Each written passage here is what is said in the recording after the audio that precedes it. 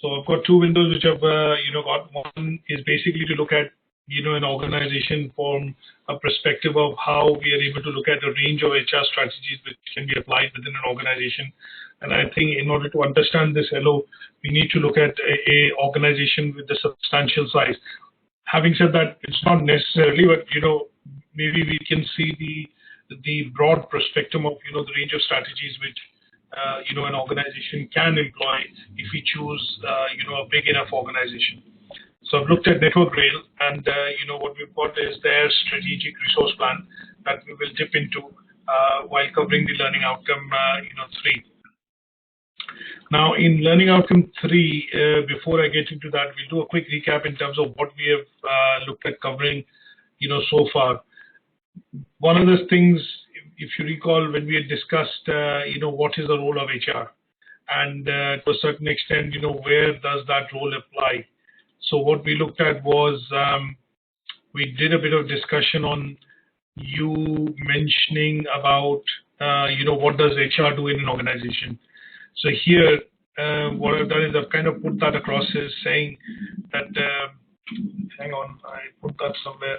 So what you have said earlier, which I want to kind of aptly bring across here for a bit of a recap, was that when you look at HR does pretty much everything in the organization. They look after anything starting with resources, their well-being, their compensation, their reward, their benefits. If they have issues or problems that is to be resolved, or if there are problems and issues which they can help in resolving. So all these areas are essentially what are called the functions of HR.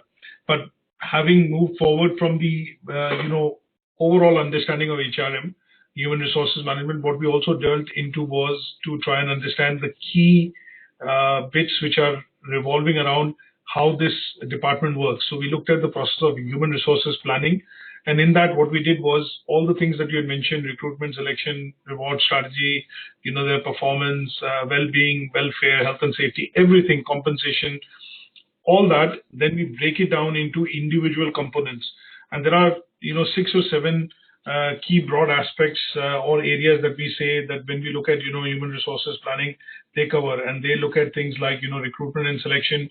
We look at unions or ACAS or issues. We also look at training and development. We look at appraisals, performance management, talent management, succession planning, and these then tend to become individual functions of somebody who works in the organization as an HR.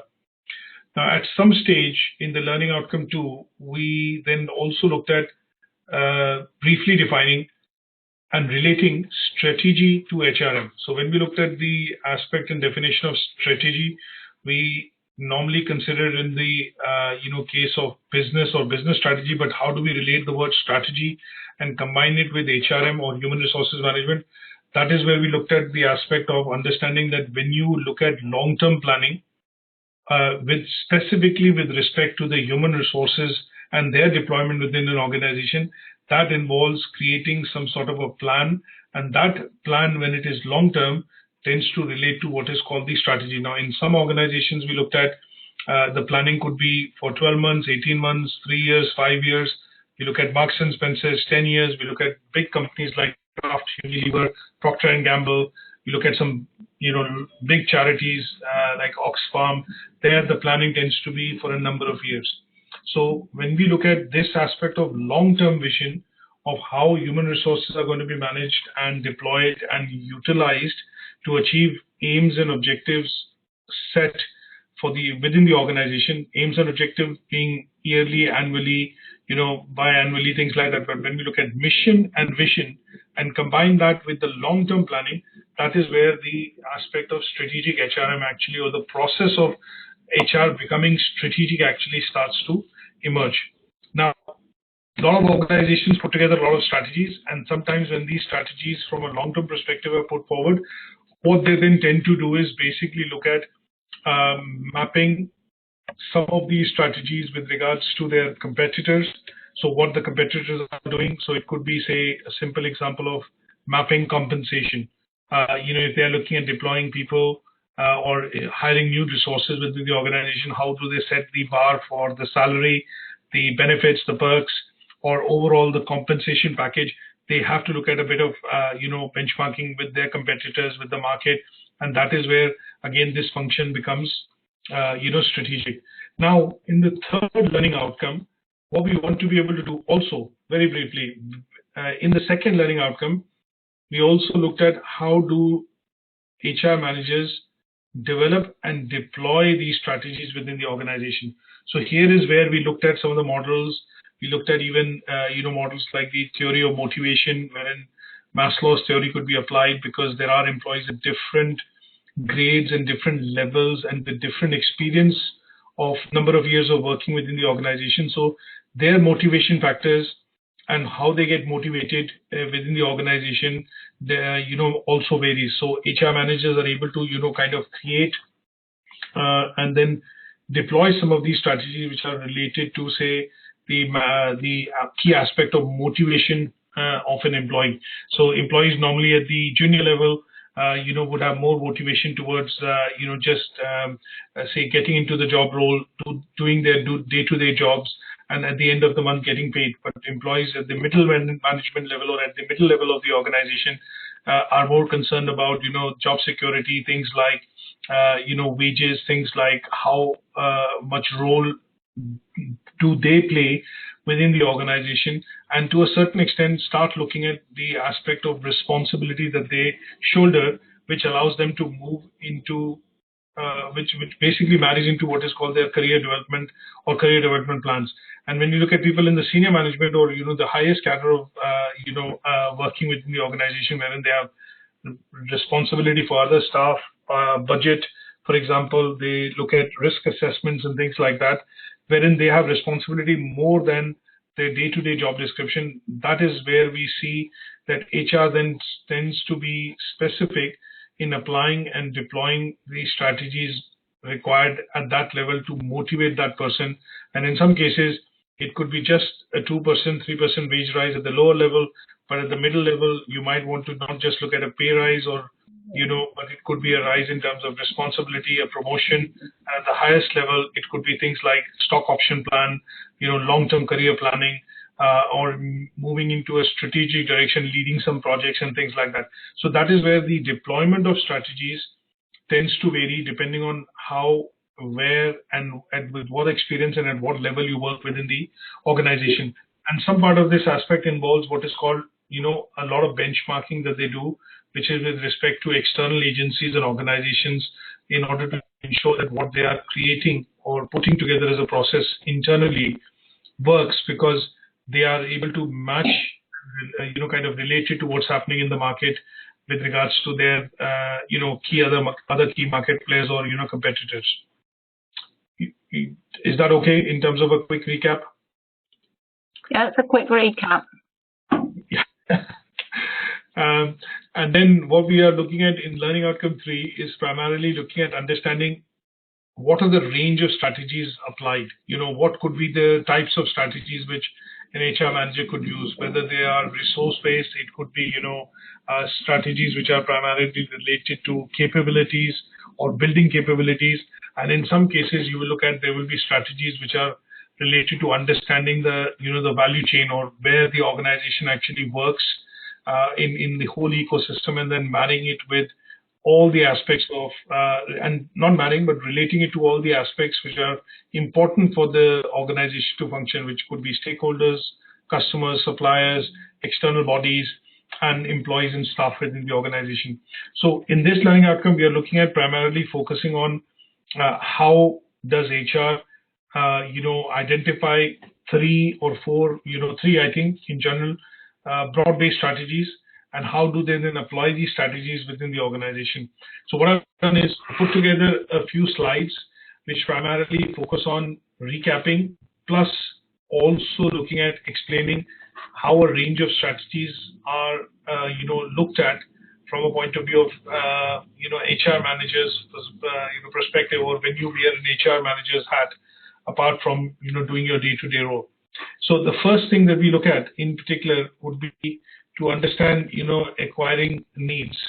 So when I say acquiring needs, this is related to closely the theory of, McClelland's acquired needs theory, wherein what one of the strategies which HR sometimes tactically applies is to understand that there are individuals working within the organization which would need to acquire new skills, and in order for them to acquire these new skills, they would need training.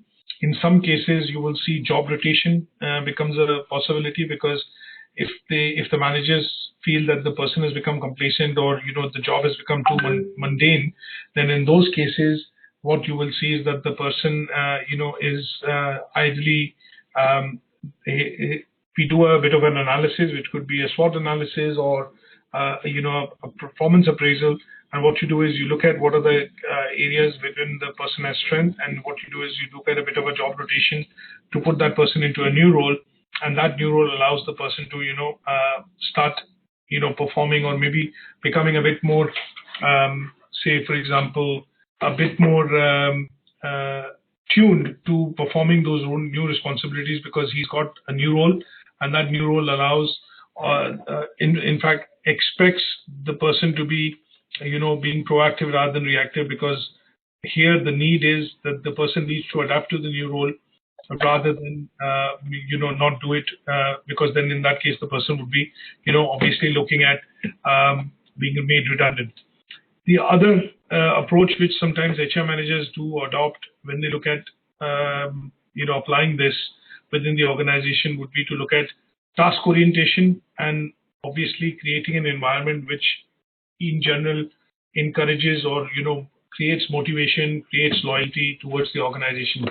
So here we look at the McGregor's theory X and Y, which basically looks at providing a balanced working environment where the employees feel that they get what they need to be able to perform the job.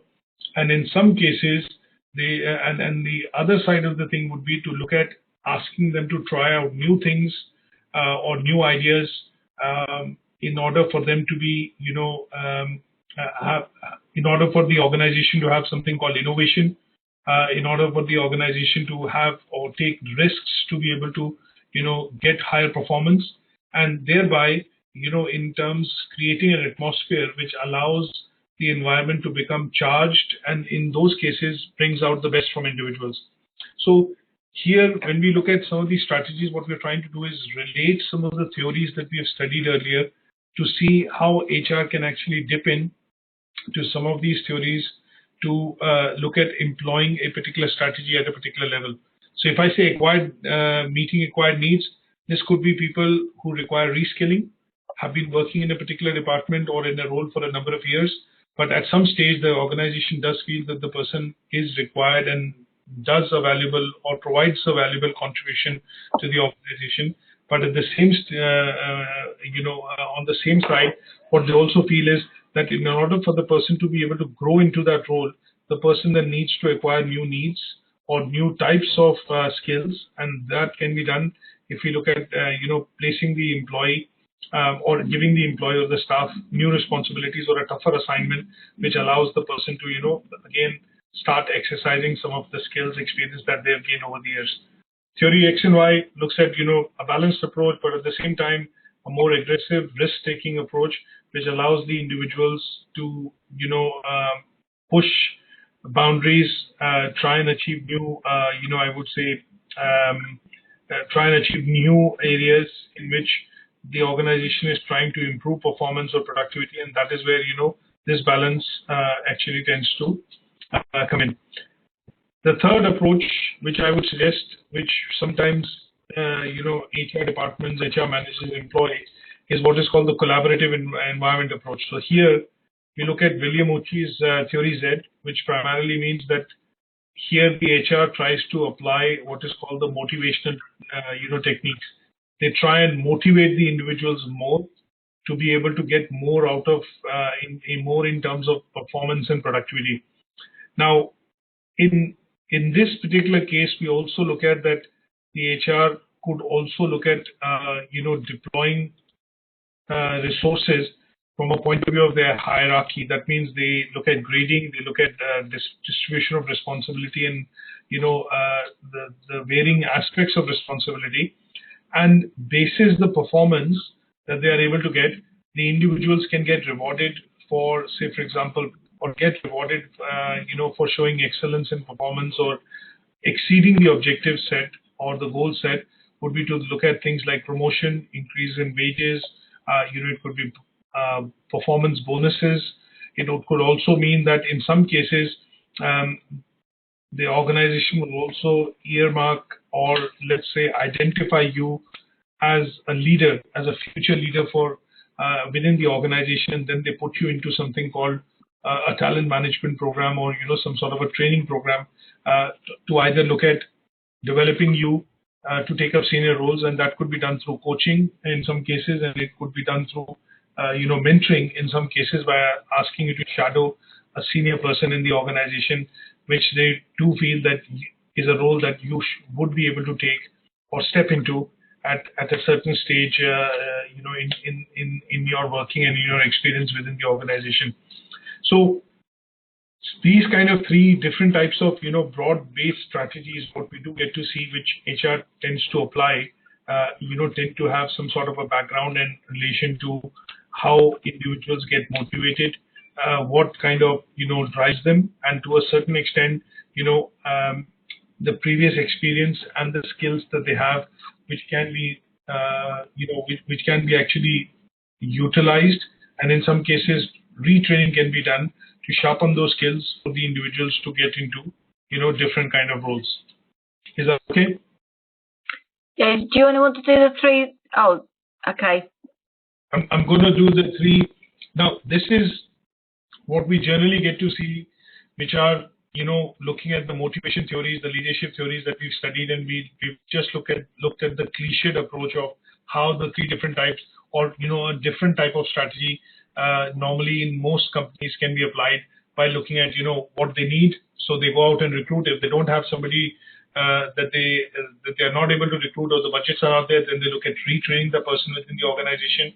In a practical sense, if that is not the case, then sometimes what HR will do is they will create projects, and those projects, they have a bit of a bidding internally. And when you see those bidding internally, what that means, the organization is trying to do is redeploy some of their internal resources to try and see if they can, the ones who are more ambitious, the ones who are more risk-taking, are then given the relevant resources to be able to, take up that challenge and deliver for the organization.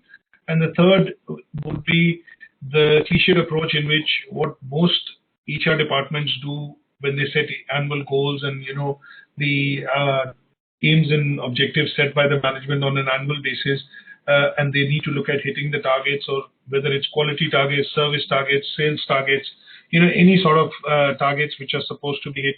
Here, the HR tries to create what is called the collaborative environment, wherein they have what is, to a certain extent, I would say, a carrot and stick approach, which means if you do this, you get that, you do this, you get this. If you're able to perform this, or you're able to better this, then you get that. And that is where, they look at managing this through this exercise. But when we look at, say, for example, the same approach, but on a strategic basis, then I look at long term. So when we look at these three approaches that we've looked at, these three approaches are tactical, as I said earlier, because they are short-term. They could be, with quarterly, 6-monthly, annual basis. But when we look at long-term, we need to look at HR planning these strategies on the basis of something which can be viable, and which is viable in the sense that it is something which is long-term. So we look at three different types of strategies here. One, which is based on resources.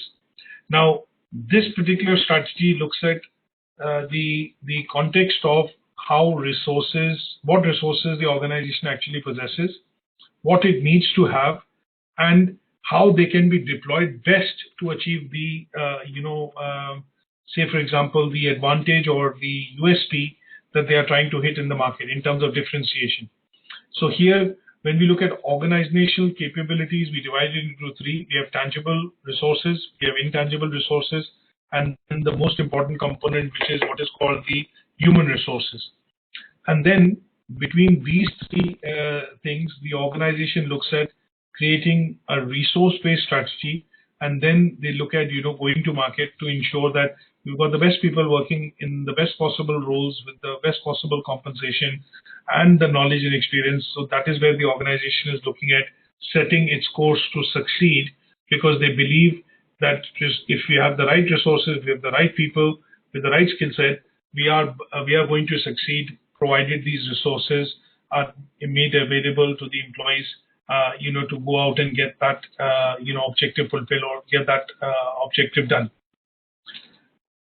The second one that we will look at is, sometimes organizations, you will see, will look at building capabilities, and these capabilities are built not for short-term, but for long-term changes which are being introduced in the organization. Now, when we look at Marks and Spencer in particular, and the reason I've looked at picking up an example here is because when we look at building capabilities and relationship, it's a very generic thing. All organizations do that. Every organization needs to look at building capabilities. So they start off small. At some stage, they are trying to, get into a position which is, becoming meaningful. And at some stage, they look at, becoming big. So they're always building capabilities. And a lot of organizations are always looking at relationships, because of the fact that when they work in the ecosystem, when we look at, say, healthcare organizations, when we look at charities, they work within an ecosystem. So they, when I say ecosystem, there are different players, there are different companies, there are different services which different companies provide, and then there are different internal and external factors which actually affect the working of that organization. So in those cases, they try and build relationships. Now, relationships helps the companies to better provide the services. Maybe look at cost savings, improve their supply chain, or improve the quality of their delivery. It could also mean that they put some service level agreements in place, which allows their partners and suppliers to act on their behalf to be able to deliver on the service level agreements which are set. And that is where this relationship actually comes into being. Now, if we have to understand this particular point, and we look at the example of, say, Marks and Spencer, we've seen that this particular large organization, which has a history in the UK, has been losing a lot of business. Their sales, their turnover has been on a decline. Now, in order to reorient the business, in order to, for example, make it relevant again with the market conditions, the management of Marks and Spencer has looked at redefining some of its capabilities with regards to the changing, market environment in the UK and elsewhere globally. So what we have seen is that this particular market, when we look at Tesco, for example, or we look at a organization which has been running for a good 30, 40, 50 years, and when we look at the advent of social media, the advent of internet, e-commerce, which is happening, the accessibility of information through mobile phones and smartphones and tablets and things like that, when we look at that, most of the companies which were solid companies from a point of view of business model approach, go-to-market, have had their let's put it this way, they've had to change to the requirements of the market. And the reason why that is happening is that some of the ways in which they were operating earlier, the business model, or what in terms of the basics of going to go-to-market for these companies was defined some 20, 30, 40 years back, when the environment or the market conditions were different. But today the market conditions are different. But in order for them to meet these market conditions and also keep growing, keep providing competitive products and services, we see that they have to reorient their business or rethink in terms of how they are going to do business in the next 10, 15, 20, 30 years. And that is where the organizations are looking at, reassessing their capabilities. They are looking at rebuilding their capabilities from a point of view of gap areas, and then looking at putting long-term relationships in place, which will allow them, to again grow their business. So one of the strategies which HR does apply, and when they look at, some organizations, like when we had the last financial crisis in 2007, 2008, we saw a lot of organizations laying off manpower, making, people redundant. But there were very few companies which did not do this, and they tried, or they successfully, unsuccessfully, I don't know, but they tried to tide over those unfavorable times, by retaining and holding on to their manpower. So their idea was that if we are able to build and or at least retain our capacities in terms of human resources during a tough time, we will then be able to look at rebuilding, our capacities with the same resources when the favorable time, comes back again. And there are very few companies which have done that even during the, recent financial recession.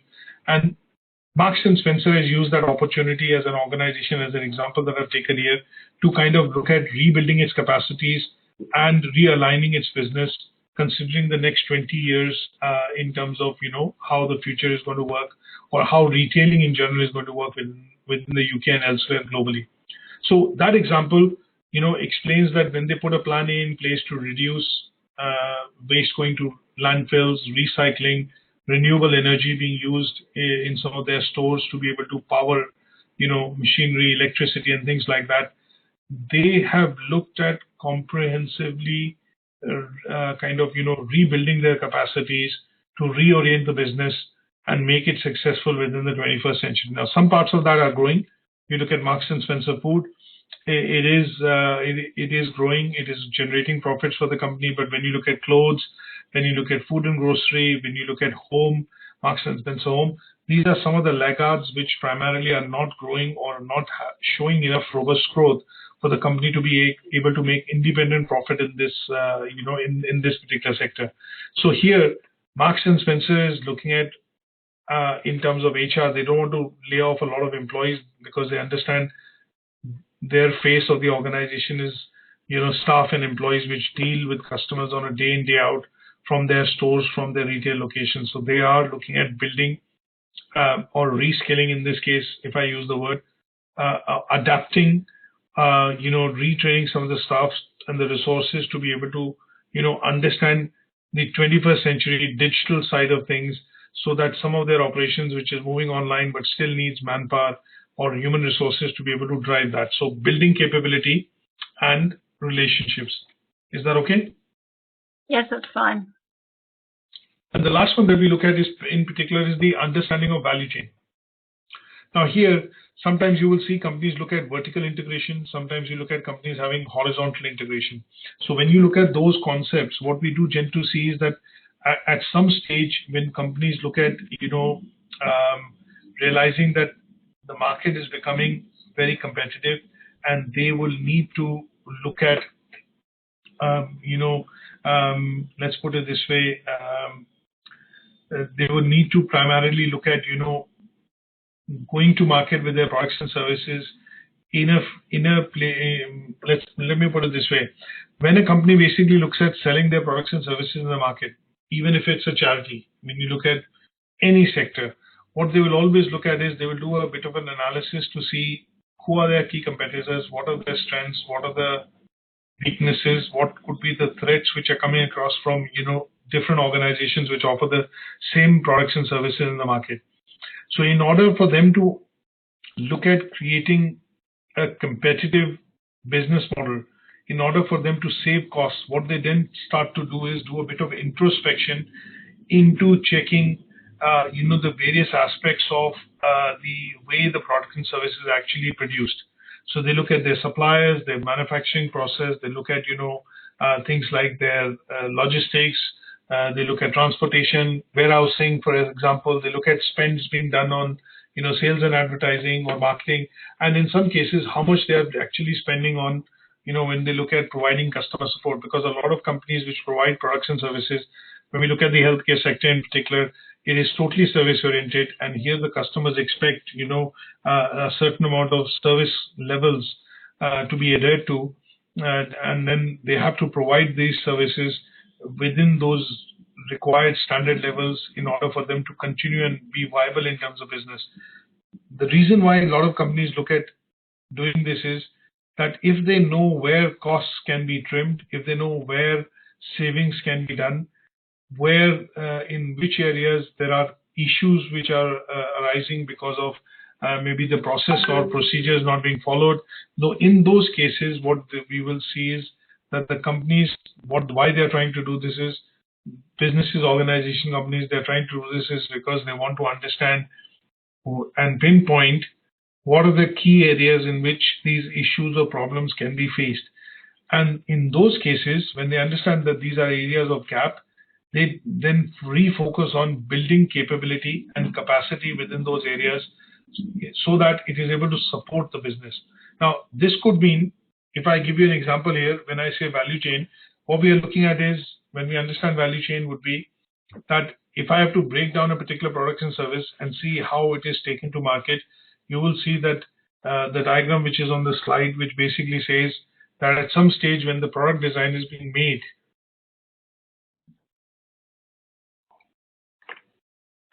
or in some cases when we see the service is ready to be offered, then in those cases, before it goes into production, the entire planning is done.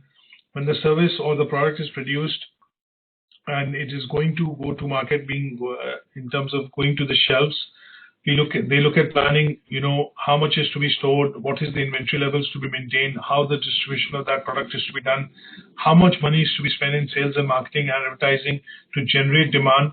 And then in some cases, what we also see is what kind of support would be required. Now, ignore the word student support here, but what kind of service support would be required, when we look at understanding from a prospect of, the service support required for providing customer service. So when we look at that, they need to put adequate resources in place, whether it's call center support, whether it's engineer support, and where the costs can be trimmed. So they divide them into something called, primary activities and support activities. So when we look at that, the human resources department is able to calculate the cost involved in producing that product or that service.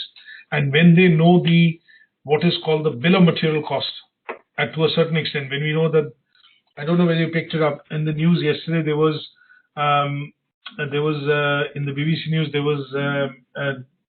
was a coverage on NHS spending about 180 million pounds every year, which is the funds actually it provides to an institute or organization based up in Scotland, which looks after the needs of children who have autism or special needs.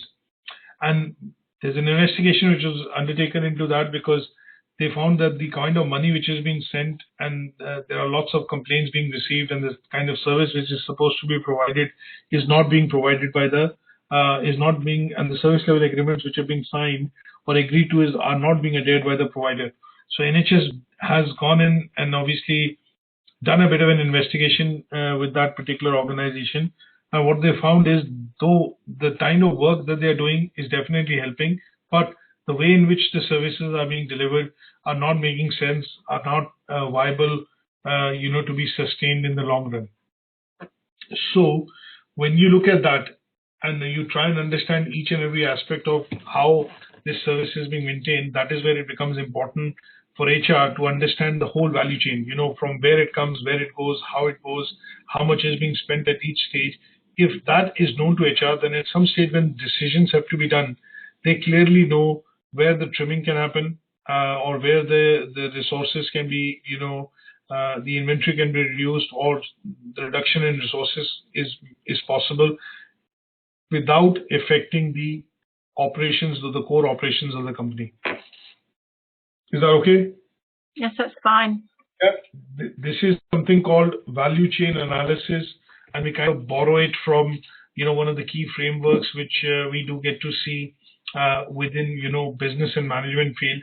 But the idea there is the HR also needs to understand what is the value chain within the process of, say, recruitment and selection, leading up to somebody leaving the organization, how much money is spent, how much time is spent, what is gained and what is lost. But what they try and do is analyze each and every aspect of that particular chain within the ecosystem to see, from the time they place the advert to recruitment, to selection, to somebody being inducted, receiving training, at some stage, going through the probation or the trial period, and then becoming a permanent employee and ends up leaving in a couple of years. What is the total amount spent, and what are the kind of various organizations involved at various steps? And if they know the breakup of that cost, it allows them to understand how quickly, sometimes they can replace, or in some cases, recruit people in order to fulfill that gap. Now, having understood broadly the different types of strategies which HR can employ, what we want to be able to understand is what kind of applications these strategies can have when HR wants to actually deploy them within the organization. Now, I'm going to just quickly recap on one of the things. When we look at the HR side of things, there is something which is quite popularly known, and it came about quite a number of decades back, which is how HR looked at human resources in general. So there were two approaches to HR. One was soft and the other was hard HRM. So when we look at the soft and hard HRM approach, in this case, when the company looks at deploying strategies within the organization, sometimes you will see they take up a very basic side of things, which is to look at soft deployment or hard deployment. Now, there are differences between the two. Here, what we normally see is that depending on how the employees are treated within the organization, we will define that approach as either a soft approach or a hard approach. Now, the two differences in general, which we normally tend to see between soft and hard HRM, is that in hard HRM, the organization treats the employees just as a resource, nothing else. So what they say is, if we pay the employee, we ask him to do this job, they have to do the job at the end of the day. And that approach primarily tends to be what is called the hard approach. And in a soft approach, what we do generally tend to see is that the organization is generally concerned about the well-being of the individual and ensures that the relevant resources which are required to be able to perform the job, complete the particular objective, are actually provided to the employee. So here, in the soft approach, we will see that the workers are treated fairly. They are quite important, or staff is quite important for the company, because they feel human resources are important for the growth of the company or for the success of the organization. But in the hard approach, what we do get to see is that they generally consider staff as one of the resource, and there the focus of hard HRM is to look at that the task at the end of the day needs to be done, the goal needs to be achieved, the cost may be needing, if I look at different aspects, the cost needs to be controlled, and come what may, that approach is what the organization's HR ends up taking, and that will fall into something called hard HRM. So there's a small table which I've done, which obviously I've gleaned from the internet, but it kind of nicely summarizes the concepts and the differences between the two, from an approach perspective, because here in this particular assessment criteria, what we want to be able to do is we need to assess the HR strategies to see their application in a particular organization. So that is where I would look at, picking up the network rail example, which I've looked at. But before I go into that particular example, in terms of how this, strategy, or how a particular strategy is deployed, we do get to see, let's look at some of the examples in terms of where we say these organizations are HR oriented, or, here the HR department is quite active and, the employees are looked after by within the organization. There are some examples. So when we look at some of the, best examples of how important the function of HR is within the organization, we look at some of the companies like, Nissan, for example, which have developed the concept of Kaizen, borrowed from Toyota, which is continuous improvement. Kaizen stands for continuous improvement. And here the employees, the employer, which is Nissan, actually they empower the workforce to continuously improve, in terms of the way they perform the job. Or if they feel that there is an improvement which can be done, they will invest money and resources on that to be able to get improvements as far as possible. When we look at, another company, which is, say, for example, BT, and I took the example of, the recession, the recent recession we saw in 2007-8, what we did see is that, interestingly enough, the HR department there, even during that trying time, tried to support and retain as many number of employees as possible. They tried to redeploy, the HR basically tried to redeploy some of the staff rather than laying them off or making them redundant, to say that if we lose this talent, we lose it forever. So they try to retain that talent, and that is where these strategies of HR department actually stand out. And there are a few of these examples which we look at, because when the recession hit, a lot of companies took this as an opportunity to trim human resources, do away with a lot of people, made a lot of people redundant. Even BT did that, to be honest, to a larger extent. But when we look at their internal philosophy and ethos was to try and see if they can redeploy some of these resources internally in order for them to at least still be with the company, but in a way, not lose the resource which has been developed over the years through training, development, and has been performing well within the organization. So when we go to the HR side of plan, which I want to look at is how do we look at assessing this for a particular organization? How do we see the strategies being deployed? So this particular handout of Network Rail, is a good handout because it shows this particular thing holistically. What are the key bits that they have? HR look. This is a planning document which they have produced, and this planning document basically, is strategic in nature because, what they look at is they have done this planning from a point of view of managing, deploying, and implementing these strategies which would make the human resources or the staff or people, workers working within the organization, feel wanted, feel important, and then as a result of their loyalty and motivation, how does the organization go out and meet the annual objectives or the key targets which have been set by the management. So this is a good document to read to understand this particular learning outcome, because how you create a document which is talking about human resources strategy, how it links into the key vision and mission of the organization, how they define the key objectives, and then related to HR priorities, has been very nicely explained. And when you read this document, it gives you a very good understanding in terms of what we have theoretically covered in this unit in learning outcome 1, 2, and 3 is actually you will be able to see that it is being deployed by Network Rail in this particular document when they look at creating this as a bit of a guide.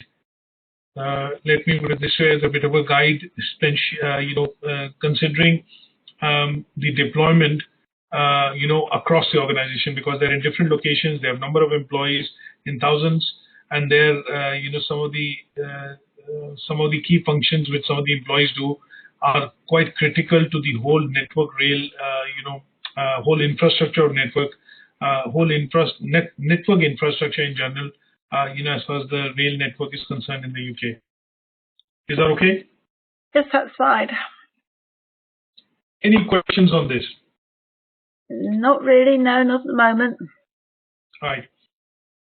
So in general, I would say, along with the presentation, I'm going to provide this particular handout, and that will allow you to nicely recap, and also maybe you could look at referring to this document primarily to do the tasks of the assignment, wherein you can probably look at bringing your organization in, but pick out some of the key elements which are defined in this HR plan to see how sometimes budgeting is done, how sometimes, for example, they look at the costs when they look at salaries across the year, how they look at recruitment through and working through contractors, things which are related to financials of the organization, but also quite important because human resources to a certain extent is the second highest cost within Network Rail as far as resources are concerned. So physical resources, fine, whatever they do, but apart from that, the second highest cost as of now is for human resources. And why is it important for HR to understand the whole value chain in terms of where the costs are deployed, where the cost is actually going in on a day in, day out basis, so that if there is a plan B, which the organization has to look at because of recession, changes in economic climate, or the requirements from a point of view of customers' perspective, they know exactly where the costs can be trimmed, where the costs can be done away with. And in those cases, this kind of a document produced by HR which is like an annual or a strategy document, is quite helpful because it defines everything quite clearly in terms of roles, responsibilities, and gives a snapshot of how the whole thing works within our organization. Okay. Is that okay? So what I'm going to do is look at stopping here for today and then email the presentation and also this particular handout to you to cover Learning Outcome 3. Okay, thank you. And I will cover the last learning outcome and we'll start risk management in the subsequent session. Okay, lovely. Thank you. Okay, thanks, Christina. Thanks for joining in. Have a good weekend. Bye. Bye.